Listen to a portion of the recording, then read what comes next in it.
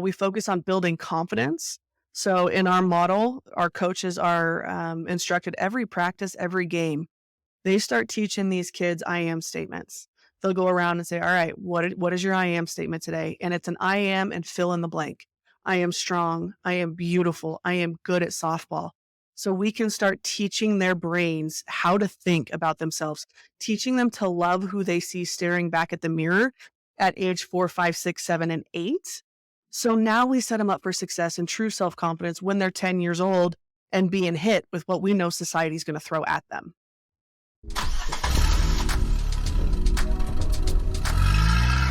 Welcome to the Car Ride Home podcast. I am excited to kick off our new season, 2024 season, with Ashlie Rowley.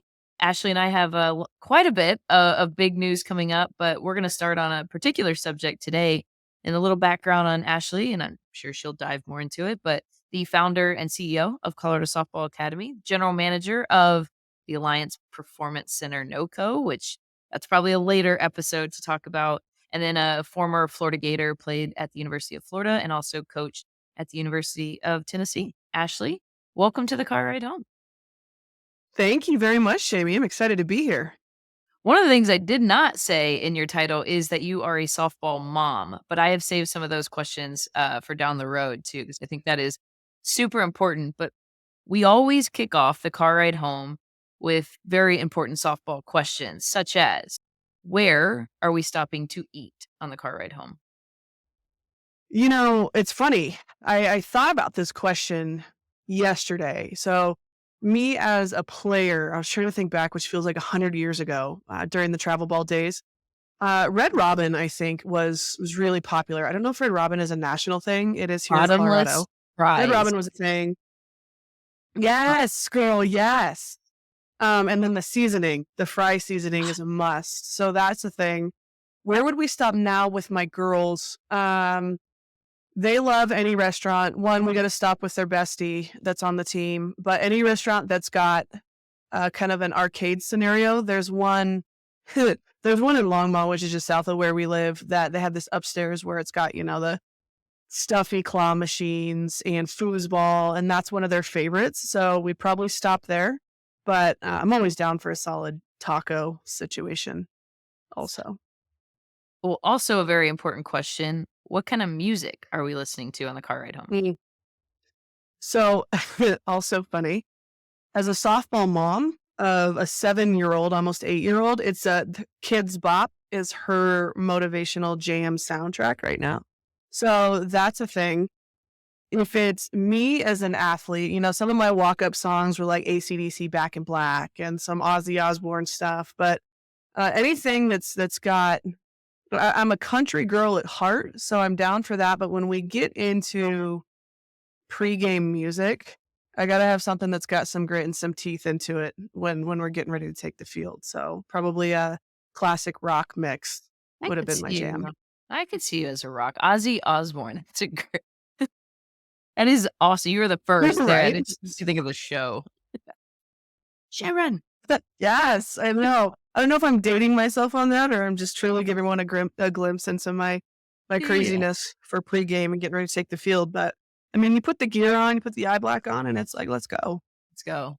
Well, you and I want you to answer this in two parts. The first one being about yourself, and the second one, I would love to hear more of your role as a mom now. But car rides are part of it, right? It comes with travel softball. What's the most memorable car ride that you ever had for yourself as an athlete? Ooh, most memorable. Wow, I gotta dig down into the archives. The most memorable car ride. One that comes to mind right now. We played in Oklahoma City, so from Colorado, born and raised. So we traveled to Oklahoma City, and I managed to get stung by a bee in between my index and middle finger pregame on my throwing hand. And I'm allergic to bees, but not to the point where it's like EpiPen kind of scenario. It swells and it makes your life miserable. So I was dosed up on Benadryl and I'm playing, right? My hand's swollen. I've got to throw. It's all the things. And after that game, we had to drive back home from Oklahoma. And I just remember that car ride And like the whole way home, my hand's sticking up in the air and it's hot and it's swollen. It's like a sausage. And I'm trying to sleep and I'm loaded up on Benadryl. That one stands out for some reason to me. Not quite sure why, but that's probably the most memorable now that that was 100 years ago. Okay, fun fact, we have not talked about this in all of our conversations. I too am highly allergic to bees. I got stung in a tennis match. It was like the championship in 7th grade. And my hand swelled up so bad I had to forfeit because I like could not, it was so fat I couldn't grip the racket. Also, why was I Yeah. playing tennis? But yeah. Yes. I know the struggle is real. The struggle is real. So I feel you. Well, how about now roles reversed and you are a mom, Hmm. daughters who are both playing Hmm. softball. Hmm. What's been the most, like, mom moment or realization moment in a car ride home that you've had? Oh, I got to call myself out on this one. So, um, on our way home, my oldest, and I can't remember the exact scenario, but my 7 to be 8-year-old, she's playing 10U travel. She's pretty darn good. She's just talented. She's got the instinct and she loves it. And she had had a game where she was being 7 and just being a goof and really not, I didn't really see the effort. Things are flailing and all of that. And of course, me, I'm like, bro, what are you doing? So on the way home, she's quiet. And I said, buddy, what was going on today? What were you doing? And she goes, Mom, I was just trying to have fun. And I instantly did a self check and said, okay, baby. And I stopped talking and I was like, just stop. She was just trying to have fun. And that's what it's all about. And for me, I preach it all the time, but as a former athlete, that competitive nature is tough to turn off. And so in that moment, she stopped me in my tracks. Was like, Mom, I was just having fun. And I said, okay, did you have fun? Right. And it was a wake up call. And I just kind of smiled and got quiet and said, all right, shut up.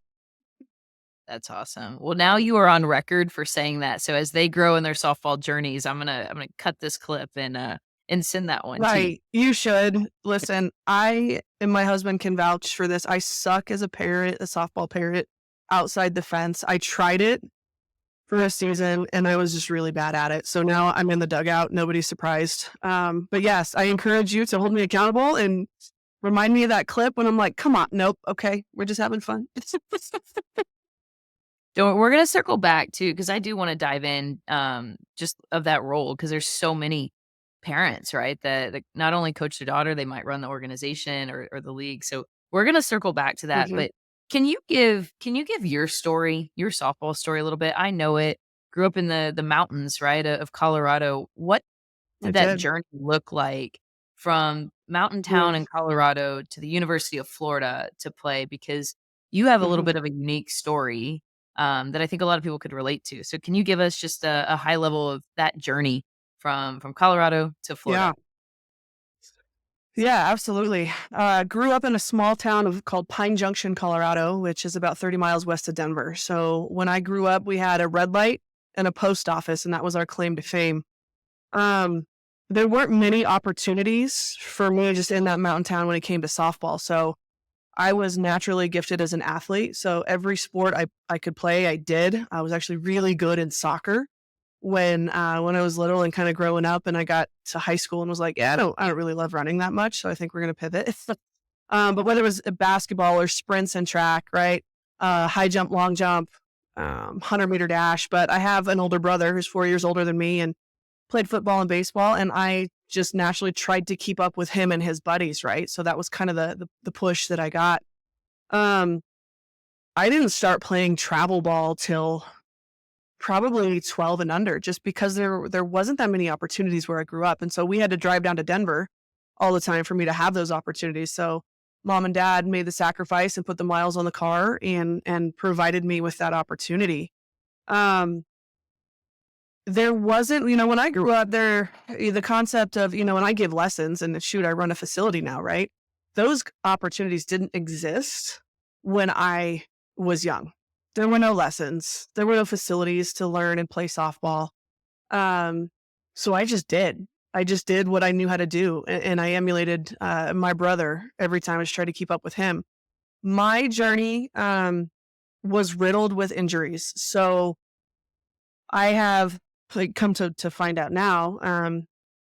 a genetic scenario where I dislocate my kneecaps. And everyone's like, "Oh, it's because of softball." Well, I'm sure that I was a catcher, that probably didn't help, but it actually started in basketball. So in middle school, I went up for a rebound and I kind of came down on someone's foot and I subluxed my kneecap. It went out and it came back in. My knee would swell. It was really uncomfortable. It wasn't super painful. It was this really uncomfortable feeling and feeling of instability. Well, once you do that, then it starts happening over and over. And the genetic part was my lateral groove of my femur was shallower than my medial, that inside groove. So your kneecap sits and it rides in a groove, and those peaks, if you will, are supposed to be even. Mine were. Another aspect that didn't exist when during that time was strength and conditioning and injury prevention. So I didn't know that female athletes inherently have a weaker VMO, that inside quad muscle. And so to prevent that kind of injury, you've really got to target strengthening that VMO and really your quad, hamstring, core, and glute complex in general. So I went through my career and I subluxed my kneecaps several times. Fast forward to getting into high school, my recruiting journal was pretty unorthodox. That when I was 16, we went down to a tournament in Florida, and that's actually where Jack Byerly, who was the assistant coach at University of Florida at that time, he saw me play. However, at that time, schools were contacting the coach of my travel team, and he was telling everybody that I was already committed because one of the coach's daughters played the same position, and they were trying to redirect looks her way. And she was one of my friends, great gal. And so I couldn't figure out by the time my senior year, what was going on. Why wasn't I getting any conversations? What was happening? And so I started getting on the phone and making phone calls and called University of Florida. And Coach John said, "Wait a minute, I thought you were committed." And I was like, "No, ma'am." And she goes, "Well, what are you doing next weekend?" I said, "Coming to see you." And she said, "Yes, you are. Get on an airplane." And they had remembered me when they, saw me when I was 16. So I went down to UF and it was a night game and I walked up on the mezzanine and looked over the field with the lights on and I was just in love. I was hooked instantly. And I remember coach saying, "Do you think you could see yourself here?" And I said, "Yes, ma'am." And that was really it. But through my journey, after I graduated my senior year, I'm committed. I'm signed to go to the University of Florida. I'm playing in a travel tournament up in Seattle, Washington, and I hit a ground ball to third. I'm mad at myself trying to beat it out. And when I reached for first, I hyperextended. I reached too far. I hit the bag, hyperextended my knee, kneecap went out, but it was different this time. And I had done some significant damage on it. So fast forward present date, I've had 7 knee surgeries, some reconstructive work to keep those puppies where they're supposed to be, some realignment work. And then by nature, I tore my UCL ligament in my thumb on what was supposed to be a curveball, missed on a drop ball, and I didn't catch it correctly. And there goes that. And then I had surgery on my elbow for radial nerve impingement. Just Lord knows why that happened, but I can tell you it hurt, and they went in and they fixed it. So a lot of injuries in my career. It was my path. Was it fun? No, because I was constantly playing catch up every summer in rehab with the rest of the team. But honestly, that adversity made me who I am, and I wouldn't trade it for the world. Well, I think a lot of that probably factored into who you are today and why you do what you do. So I, Mhm. I want to jump into it because we're Yeah. announcing, and by the time this comes out, it will be public with Alliance Fast Pitch Futures League. But the story started with you and your Yeah. journey of coming back to Colorado and becoming a Hmm. mom and getting back into softball. Can you share the passion, the why, the background of why you ever created Futures Fast Pitch? 100%. Your passion for this game is heightened through the lens of a parent. So I have 2 girls. They're 17 months apart, not on purpose, FYI. But right now, my girls are 6 and 7. And when they were old enough to play t-ball, so 4 and 5, my husband and I, it was local Parks and Rec, and I was so stinking excited. I'm like, "Let's go. We're gonna play t-ball." They get to finally hold a bat and then play the game and get introduced to the game. And so, of course, I was like, "I'll coach," and it was co-ed. And so I forced my husband, Charlie. I was like, "Buddy, you're helping me because I am not a boy. I don't have boys, and I don't understand the dog pile in the middle of the field. So that's going to be your work." So we coached their t-ball team, and it was fun for the first maybe second game. but they were so limited on you hit it off the tee, you run to first, you stop, regardless of where that hit goes, right? Um, and so after that, after the season was over, I said, okay, this was cool, but what's next? What's next for my girls? And at that point in our area, I learned that there was really no opportunity for them to learn softball and play with other girls until, there's an opportunity for some okay 8U stuff. But really it was once you get to travel in 10U, right? And for me, that wasn't good enough.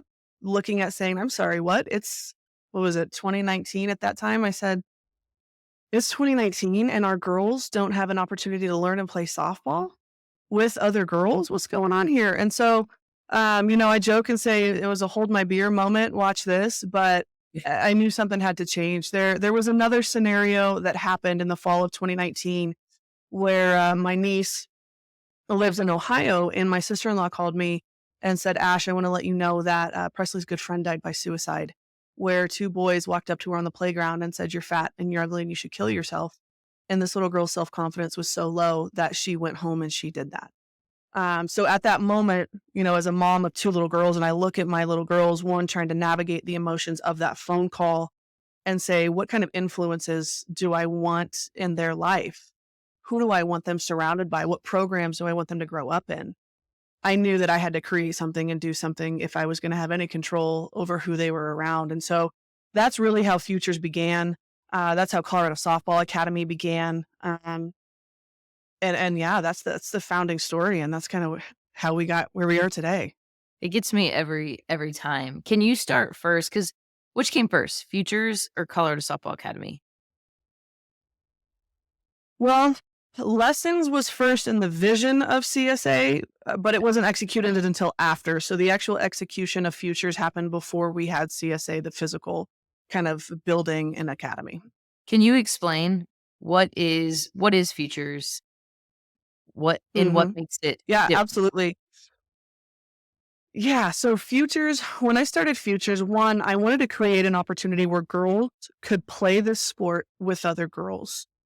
Research shows that between the ages of 7 and 10 is really when adolescent girls start to compare themselves to others. And that's the most crucial point for developing their self confidence.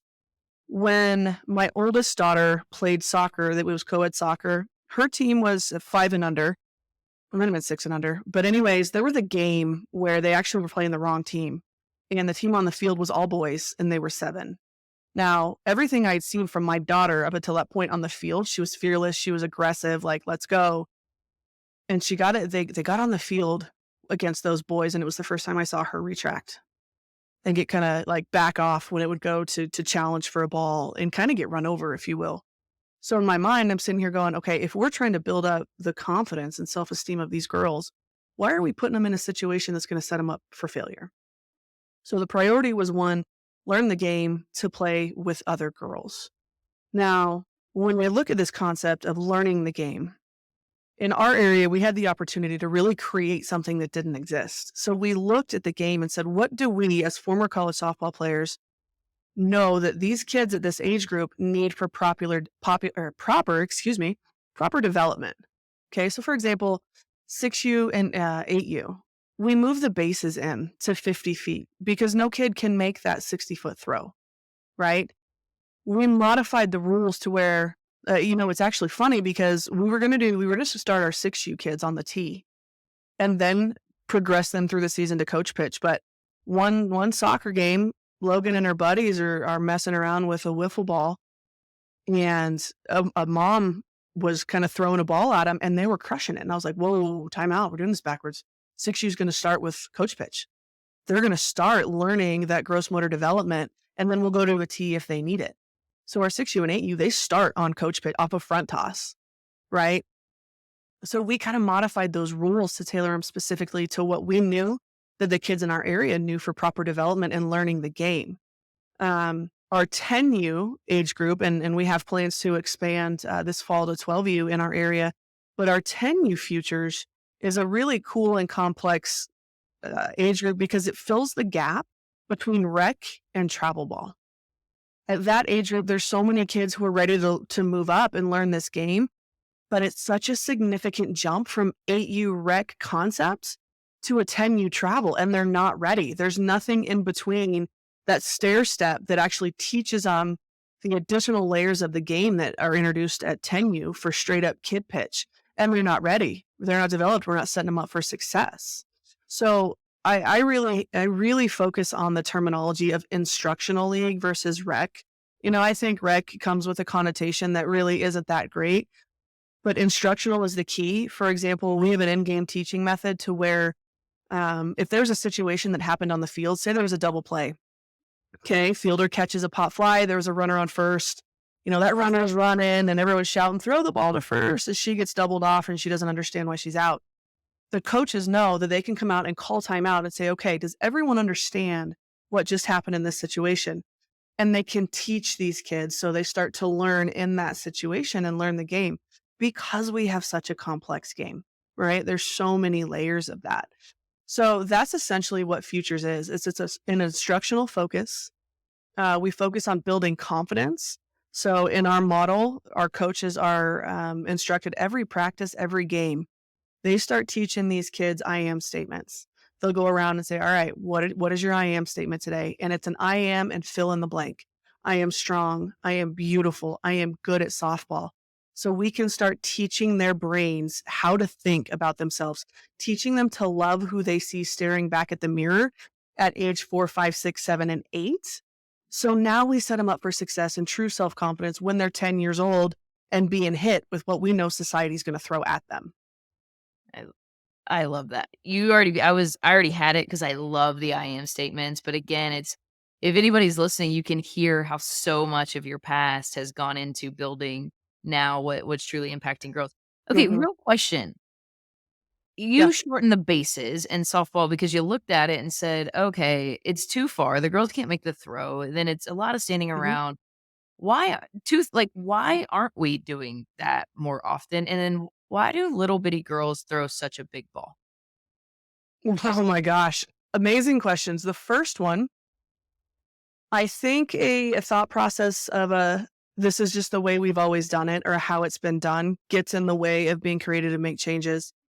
I know from experience when we were doing field reservations with the local parks and recs, and I said, limited bases at 50 feet. They said, we can't do that. And I said, why? Right. Well, because one, and I forget what they were saying. Someone told me they were going to get injured and we don't have plugs and that kind of thing. And I said, fine, pull the bases, plug them, and I'll put some throwdown bases down. It's this concept of, this term that doesn't exist in the dictionary, but everything is figure outable. Like, don't tell me something can't be done. It absolutely can. And it's really not that big of a deal. So I think people get stuck in old ways of thinking if this is always how it's been done, but it doesn't make it right. Right. Um, why do they throw a big ball? It's such a big ball. It's a really good question. Our 6 and 8s, they play with a 10-inch safety ball. So it's a little bit smaller so their hands can grasp. And then they go to 10-inch, or 10U, and they go to 11-inch. We move them up there.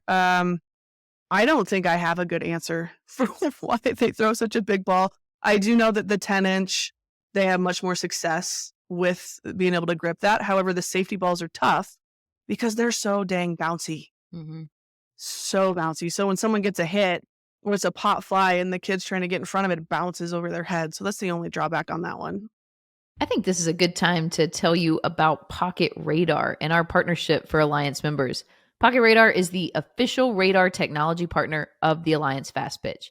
Pocket Radar's technology is currently utilized by coaches at the highest levels of softball and by parents and players training in their backyards. They provide software and hardware solutions tailored for player development and recruiting. Pocket Radar's new app platform is a powerful tool for athletes looking to improve their game and have their metrics be seen by coaches across the country.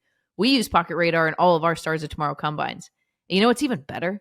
Alliance coaches and families can get up to $150 off Pocket Radar Smart Coach and Training Bundle on our various buy days that we do with Pocket Radar.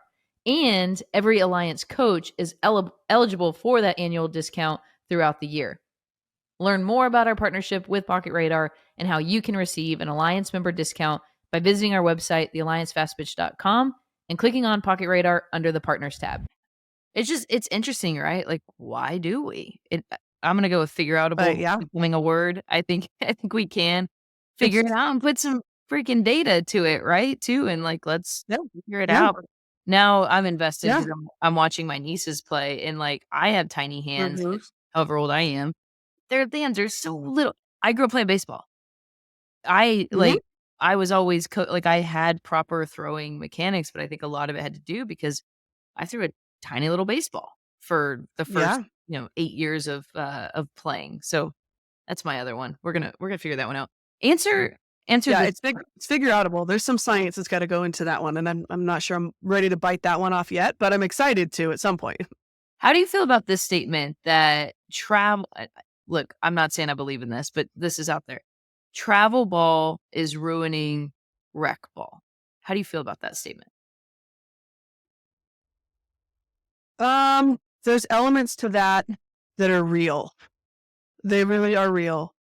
And the reason that I say that is when we started our 10U futures, so we started with 6 and 8, and then we kind of developed this pipeline as these kids grew up.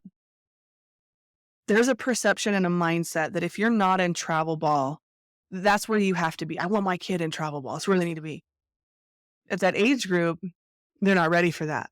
So, I mean, we had tryouts. When we had tryouts for our CSA 10U travel teams, our competitive teams, there were kids that tried out that moved up through futures.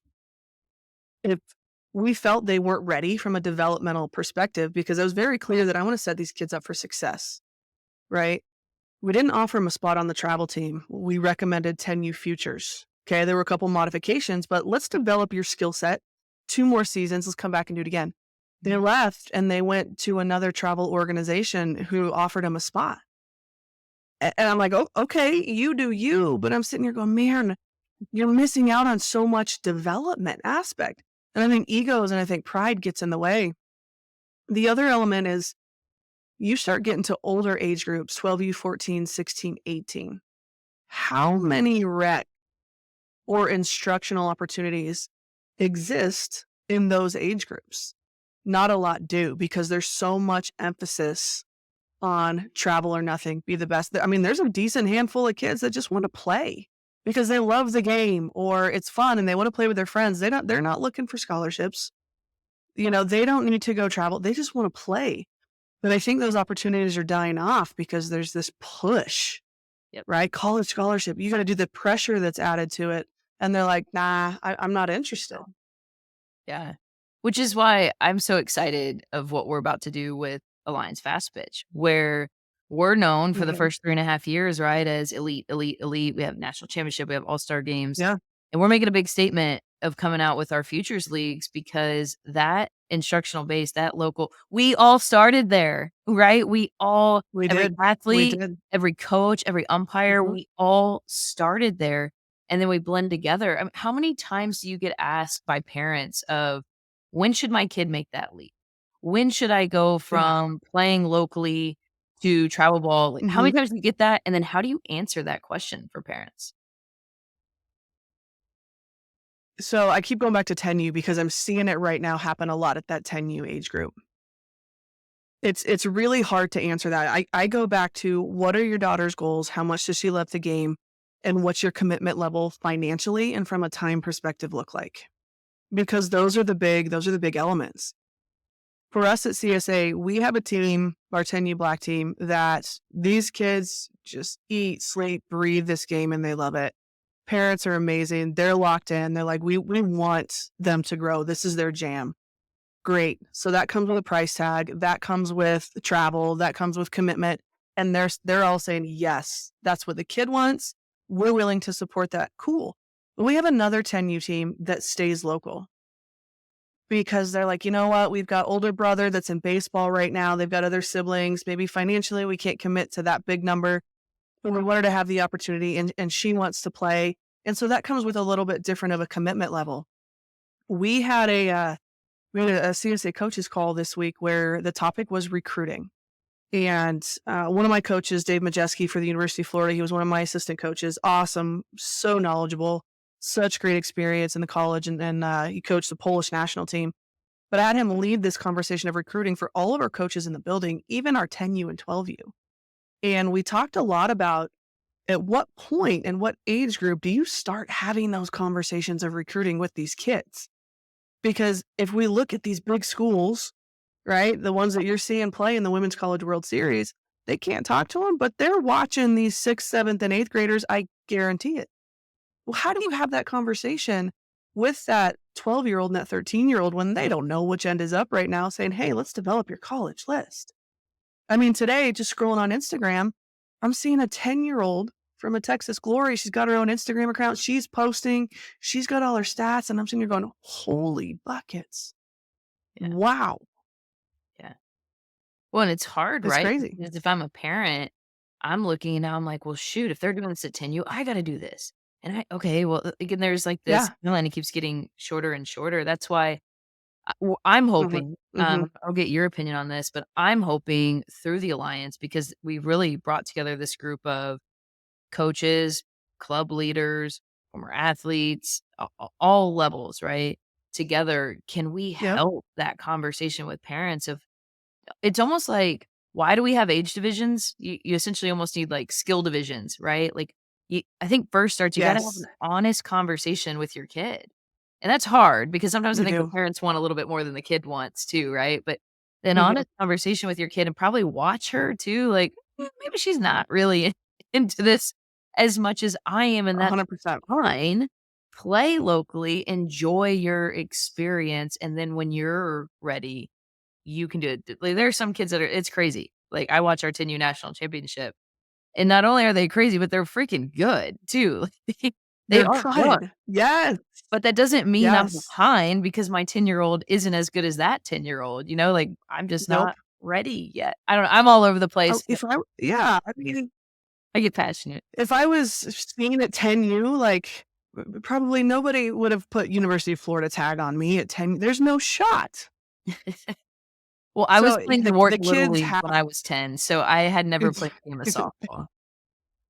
yeah, I think I was playing West Jeff, Rec at that point in, Conifer, Colorado. So, yeah, no shot. Nope. Mm-mm. That's funny. Let's talk coaches, because at the local 'Kay. level, we're very dependent, right, on parents, and thank goodness that a lot of Mhm. parents raise their hand and say, "All right, I'll do it. I'll volunteer," and it's Yeah. volunteer based. How do you guys in NOCO, how do you, I guess, first go out and recruit and get people and parents to wanna coach, and then what are you doing to equip those coaches at the local level, instructional level? It's a great question, and one of the hardest concepts of creating a league like this. The first year, we, all of our teams were coached by former college softball players and current travel ball kids, which was awesome. However, I might have darn near killed every one of our coaches just from everything I was putting on them. And so while the season was amazing, we took a step back and said, we've got to be able to recreate ourselves and provide additional people with knowledge. One, because parents are so passionate and they want to coach their kid and we want to give them that opportunity, but also we need the help. We need the bodies. If we're going to provide these opportunities, we absolutely have to rely on volunteer base. So what we're doing is that element of trying to recreate ourselves and provide these coaches with the knowledge and the tools to be successful. So the first is on registration. There's a box that says, "Are you interested in coaching?" And anyone who checks that box, God bless you. A good friend, one of our best friends, he's now. I told him, I was like, "Man, you need to pick better friends because I put a lot on you." He goes, "Yeah, I was voluntold to be your friend when I checked that box." I said, "Yes, you did." Um, but essentially, those who raise their hand and step up, we start with coaching calls. Riley Plogger runs our NOCO league, and she's phenomenal. And she sets up kickoff calls with the coaches to really talk through the toolbox that we are going to give them: practice plans, drills, weekly drills, support with weekly calls, video drills, those kind of things. We are introducing a new concept this year in our NOCO league at the Alliance Performance Center of this concept of the future is powered by training, where at 6U and 8U, they practice once a week, they have one game. Well, if the family or the kid wants more, then they can come in. Let's say their team practices on a Tuesday and they play on a weekend. They can come into the Powered by training on a Wednesday or Thursday and really learn more skills and drill development by the coaches in the APC, but you're all former college softball players. So they have that opportunity. Our 10U, they practice twice a week and they play double headers in some tournaments. So their practice schedule is going to look like, okay, you've got a team practice out on the field with your coaches, but the other practice is going to be in the facility with the Alliance Performance Center instructors. We're going to run you through skills and drills. We want your coaches there to listen, to learn, to help, to soak up all of the knowledge and the verbiage and everything we're pouring into these kids. So now they can take that information back out to the field. So that's one way. And one of the things I'm so excited about is the Alliance Academy. These coaches are going to have access to these drills at their fingertips that are going to help. I mean, how many parents YouTube pitch? Yeah. How do you fast pitch softball? What do I do? Or catching or fielding drills, right? And who knows if it's credible, but now they're going to have that tool to go and get these drills from the best in the game, right? I love it. I love it. Well, in your words, we're launching Alliance Fast Pitch Futures Leagues. Essentially, we are scaling what you guys did locally, and that was a conversation that you and I had a little over a year ago. Mhm. Now that we're here, now that this is an opportunity across the country, now I'm getting chills. Um, you're the person, you're the brain behind it. What gets you excited about Alliance Fast Pitch Futures Leagues? Why is this a good thing for Mm. softball? And why is this a good thing for local communities? This gets me excited because we are creating high quality opportunities for girls to learn the game, to have more opportunity to play and learn softball, to have opportunities to build their self confidence and learn strong platform of life skills that will set them up for success on and off the field. The fact that the softball world is coming together, not only at the travel ball, not only at the best of the best, but we're saying, where does this start? Where we all started this grassroots concept. It's more than just taking home trophies and medals. It's about building quality human beings and providing high quality opportunities and reinforcing they are good enough just the way that they are. And I'm going to use this game to make sure that you know that. That's the stuff that gets me really, really excited. I mean, I can't wait to see, 10, 20 years down the road, what the level of play looks like. And my hope is, maybe we had a small influence on enhancing the level of play of this game with this program. But ultimately for me, if these kids look in the mirror at the end of the day and love who they see staring back, that's what I'm most excited about through this program. I love that. Well, you're a testament, right? You're doing it. Can you explain what you've seen just locally? Because I think that's what's gonna be magnified. I think that's what's gonna grow across. Mhm. I think you're exactly right. I think if we start getting more girls in the game and teaching them and equipping these coaches, right? Because those volunteer coaches are super Mhm. important. If we can equip them, the girls and they're not only learning, they're enjoying their experience better, and we get more girls playing softball, which is it for longer, right? Which is Yes, important. What are you 100%. doing locally from your futures leagues to Colorado Softball Academy to your competitive travel teams? How are you already seeing that growth and progression and pathway through what you're doing in Colorado? One Yeah, 100%. When I opened Colorado Softball Academy initially, the business plan was just a training facility. Competitive travel teams weren't in the picture year one. But what happened is through lessons, there was a group of kids, primarily that 16 and 18 or that 16 and under age group that would come to me and say, Ash, where do I try out this season? And I just didn't love the options. I just didn't feel good about it. Right. And so I went to our instructors and I sat my staff. I said, all right, ladies, we need to start one 16 and under team. Does anyone want to step up and coach? And so Liv stepped up and we put out, it was 2 weeks. We put out a tryout and we had 88 kids show up. And I was like, dear Lord. So in 3 to 4 weeks time, we went from having 0 teams in the plan to having a 12s, a 14s, 2 16s and 2 18s. And I was like, okay. And we put out futures year one. We put out futures. We had 88 kids come out. So now, year two, we're seeing that grow. Okay, now we've added 2 10 and under teams. So now we went from 7 teams to 10 travel teams. Now we've got 9 to 10 futures teams every fall and every spring season. And the numbers are starting to grow. Historically, in this area, we were actually seeing in the high school level that the high school softball participation numbers were dwindling. because of the lack of opportunity at that grassroots, that younger age. Basketball's killing it, soccer's killing it. And so after T-ball, there was nothing for them unless they wanted to go play baseball.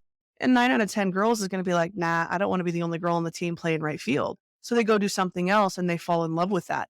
But now we're starting to see that passion, that excitement, and those participation numbers grow, that excitement grow. Year two, Colorado Softball Academy and the training programs that we've implemented, the skill sets and the performance and the strength that we're starting to see from these kids that have trusted the process and bought in, they're getting some big looks from schools they want. Their performance on the field, the numbers they're dropping on Rapsodo, it's starting to be realized. And again, we've got a wall in our facility. It's our I am wall where each kid will sign it. They'll write their staple I am statement and they'll sign that wall. That's probably the coolest piece for me when I get text messages from parents of kids in futures leagues that say, hey, my kiddo had to give a speech today and she wrote about her I am statements, or she gets a Sharpie on her bathroom mirror every morning and they take a picture because their I am statement. I walk in Logan's best friend's room and I see a cool board that's got lighting behind it and she's got her I am statements every day. That's the piece with me that I look around at our staff and just say, it's working. Yeah. It's working. It's so cool. I love what you guys are doing. And you're not only impacting young girls, you've created this network of former players who have found a home inside of softball Yeah. to make a living now and to work. And I'm fortunate that I've gotten Mhm. to meet a couple of them who are absolute rock stars. Can you talk about what you've done of creating this network around you of former softball players who finished their college career, who want to stay in the game at a certain level and are now Yeah. working in softball and continue to impact the game and these girls? I think there's a phrase out there that says it's better to be lucky than good. And I attribute that to this success, honestly. When CSA started, I looked at Chris Hutton and Shelby Babcock, who are local, just ballers, instructors in the community, and said, we need to do more for these kids. Let's come together and build something bigger. And that really attracted the right kind of people. The athletes coming out of the game, maybe they just graduated, but they want to stay in the game. I use Riley Plogger as a great example. She called me. It was we're getting ready to kick off our first season of Futures. She's getting on the bus. She did a COVID year, so her 5th year at University of Northern Colorado, and graduating with her master's. She's getting on the bus to go to their conference tournament, and she's like, "Yeah, I'd like to look into some coaching." She goes, "I don't know if I'm ready to be a head coach, but maybe assisting." And she's coming off 4-year decorated career at Utah State and finishing up her master's at UNC. And I met Riley and I watched her one time on the field and I said, "Ha, you're promoted." And now she's just kind of dug into it. But what's interesting about this concept, Jamie, is these athletes, these female athletes coming out of college, graduating, are at a point where it's kind of an identity crisis, right? You are no longer part of a team. You're no longer, quote, needed. You don't have your built in friend group, your structure, your schedule. And you come out of college of being important and this is who I am. And now you're like, now what do I do? And it's been interesting for me to watch how much that these ladies need to be built up as much as our 6 and our 8U do from a confidence and leadership perspective, and look at them and say, hey, yes, you can. Yes, you're capable. Now you're going to grow in your development through teaching these kids. So it's really a full circle concept, to be honest with you. It's powerful. And hey, I'm guilty. Been there, right? Like, wait, nobody, Yeah. Me too. I'm not in a newspaper. What the heck? It's real. Yeah. Yeah. Yep. I usually finish with a rapid fire, but I'm going to combine all of that into one, because I think this is really Okay. important. Is what's your, I grew up with Coach Evans of Legacy. What do you want the legacy Mhm. of Alliance Fast Pitch Futures League to be? What do you want to look at 10, 20 years from now? And what is the Alliance Fast Pitch Futures Leagues to you in 10, 20 years? Hmm. That's a question. I'm going to tackle what is the Alliance Futures Fast Pitch League to me? It is a league where people weren't afraid to create something new. They weren't afraid to stand up for what was right and what was needed. And they weren't afraid to create opportunities for the next generation of female athletes who deserve them. That's what that is to me. The legacy, when I think of legacy, for me personally, I want my girls to look back and say that their mom was fearless. She wasn't afraid to go against the grain and stand up for what was right and be proud of that. That is deep. I love it. Well, let's close it I with know. it. I I'm know. I'm gonna put you on the spot in our closing. What's your I Wait, am wait. statement? I am capable of hard things. Well, we got a big one coming up, of showing how Yeah. we're gonna blend this whole world together. We've been on a 3.5-year mission of doing it through the Alliance, and I'm excited to grow that even more and bring together the right people like yourself. So, Ashley, I'm inspired again every single time that I talk to you. I hope, it was my hope in this podcast too, that people get to know a little bit about you and then just feel your passion, Mhm. and your heart for what Yeah. for softball and for these girls. So thank you for what you do, and Uh, thanks for being a part of this. 100%. Thank you for the opportunity. And what is your I am statement? Oh, dang it. No, I asked the questions. I know. I know. Right? I am inspired every day by the people that I've been very fortunate to be surrounded by in the last 3.5 years. And I hope that I am continuing to build these relationships. So that is not necessarily the I am statement you're probably looking for, but I am definitely inspired to continue to be by people like yourself. Does that work? In a sense, if you were my athlete, I'd go back and say, one, I love that. So that essentially means that you are blessed. But number two, I want a confidence builder, right? So I'm going to help you with that and say that you are the leader of bringing these young athletes, these coaches, these travel ball, these older athletes. You are capable of hard things because you're doing it and you see a vision and you are passionate. I appreciate that. Sometimes I think I am crazy.